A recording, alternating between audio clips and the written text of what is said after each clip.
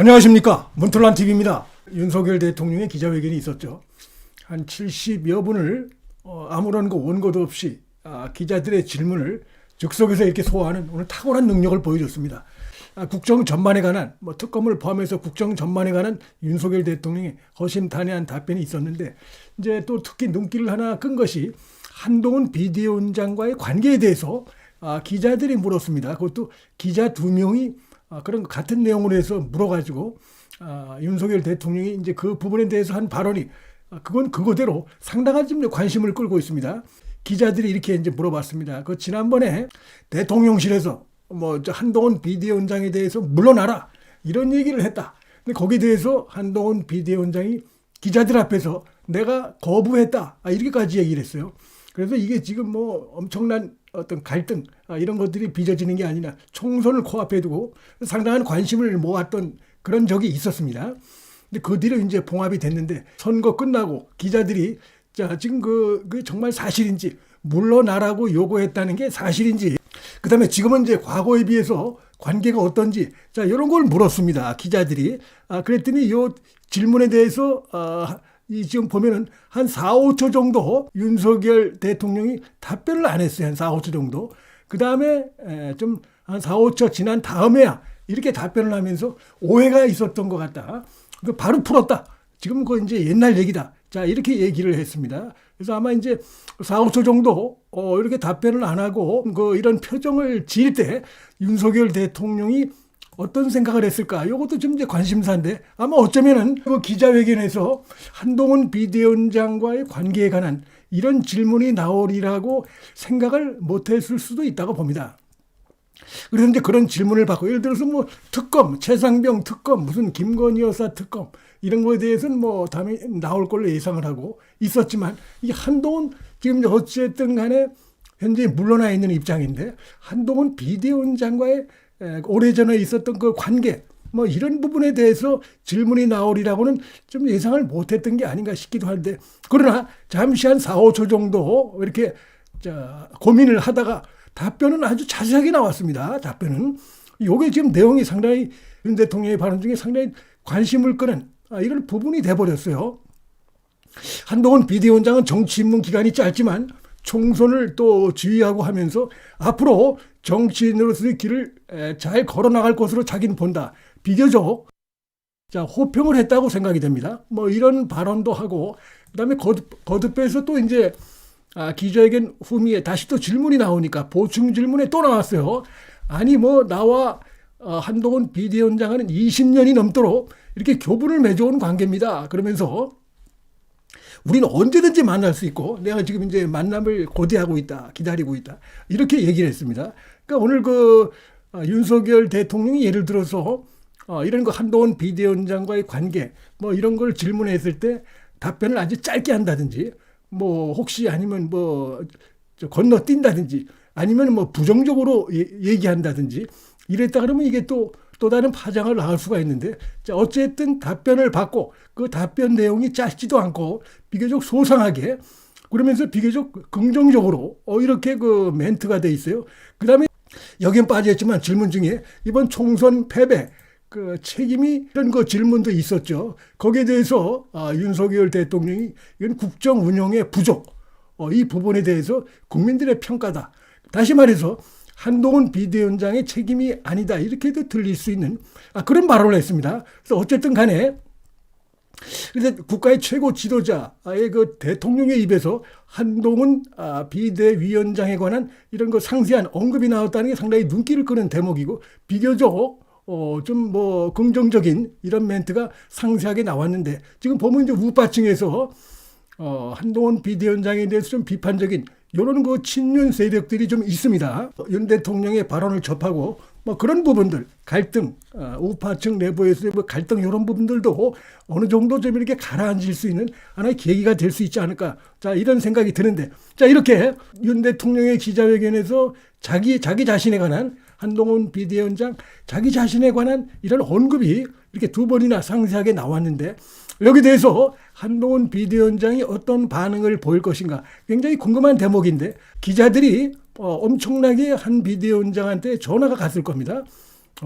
평소에는 전화를 좀 받는 편입니다. 웬만하면 특히 이슈가 있으면은 한동훈 비대위원장이 보면 어떤 이슈가 있으면 전화를 받아서 거의 곧바로 그걸 해소를 합니다. 굉장히 발빠르게 대처하는 게 이제 한동훈 비대위원장의 그 강점인데, 오늘 기자회견에서 이렇게 지금 자기 자신에 관해서 이렇게 나왔는데도 지금 기자들 전화를 일체 받지 않고 있습니다.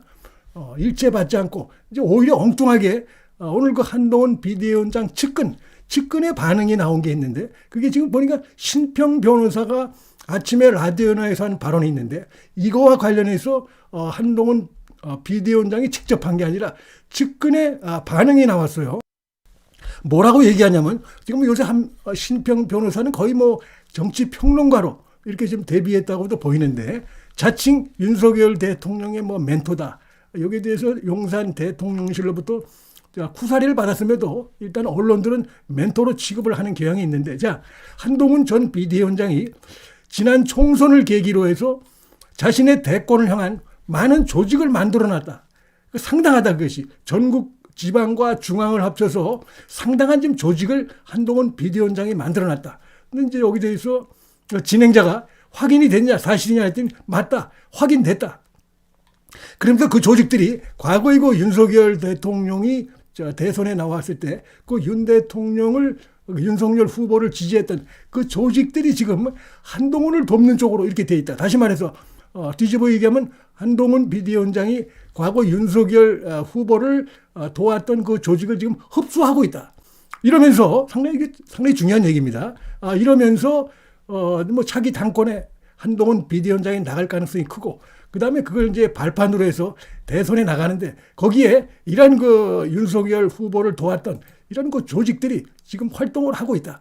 근데 여기에 대해서 이제 윤석열 대통령에 대한 그 발언, 기자회견에 대해서는 반응이 없고, 이 신평 변호사의 발언에 대해서 한동훈 비대위원장 측에서 언론과 인터뷰에서 거짓말이다, 전혀 근거 없는 거짓말을 하고 있다, 이런 식으로 또 이제 반박을 하는 이런 반응은 나왔습니다.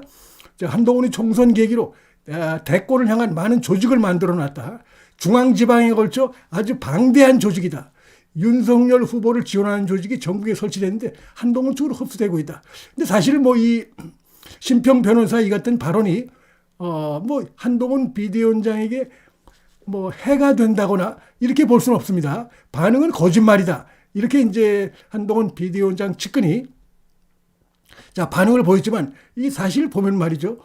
지금 홍준표 대구시장의 경우가 이제 한동훈 비대위원장에 의해서 온갖 험한 말들을 마구 늘어놓고 있고, 최근에는 이제 딱 직접적인 언급을 안 하고 있죠. 왜냐하면 한동훈 비대위원장을 비난하면 할수록 한동훈 비대위원장을 오히려 띄워주는 이런 그 효과가 있다는 게 지금 확인이 됐습니다.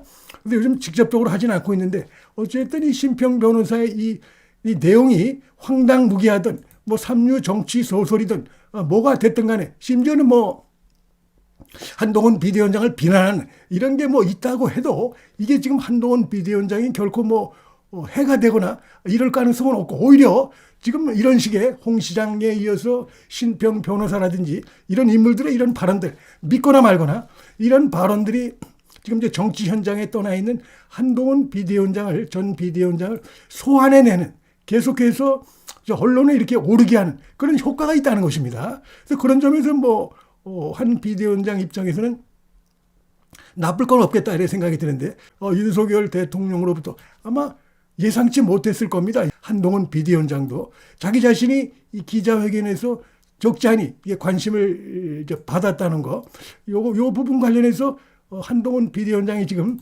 기자들의 전화를 전혀 받지 않고 일체 여기 대해서 침묵으로 이렇게 그런 반응을 보이고 있는 것도, 이 자체도 하나 이거 반응이라고 볼 수가 있습니다.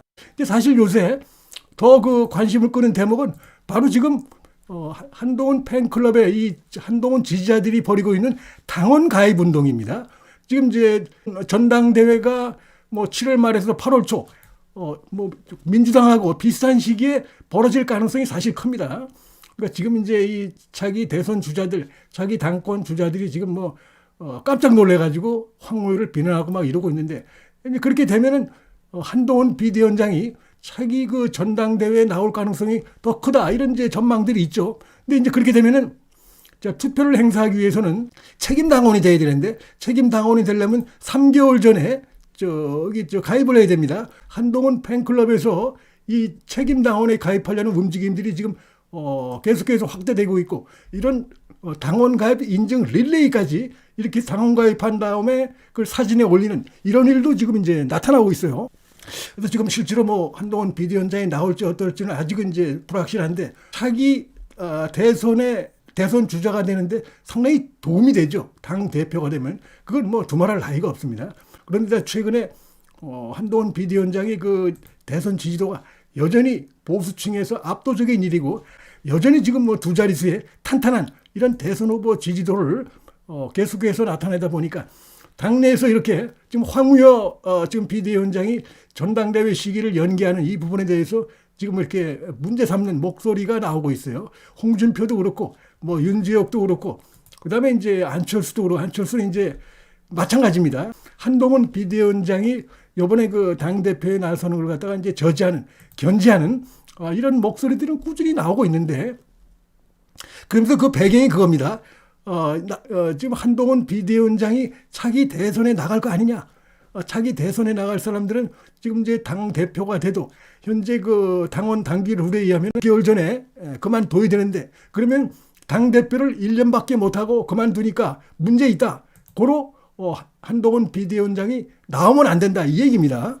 그러니까 유력한 차기 대선 후보라는 점을 인정하면서 그러면서 그걸 바탕으로 해서 이번에 당권에 나오면 안 된다. 당권과 대권이 분리되어 있지 않느냐. 자 이런 얘기를 하는 것도 눈길을 끄는 대목인데 어쨌든 이런 움직임들 또 무엇보다 윤석열 대통령의 취임 2주년 모처럼 열린 기자회견에서도 윤석열 대통령이 어떤 발언을 했던 사실을 지금 결국 한동훈 비대위원장 정치 일선에서 떠나 있는데 현재 역시 소환해내는 관심을 더 크게 하는 이런 긍정적인 효과를 낼 것으로 예상이 된다. 자, 이런 말씀을 드리겠습니다.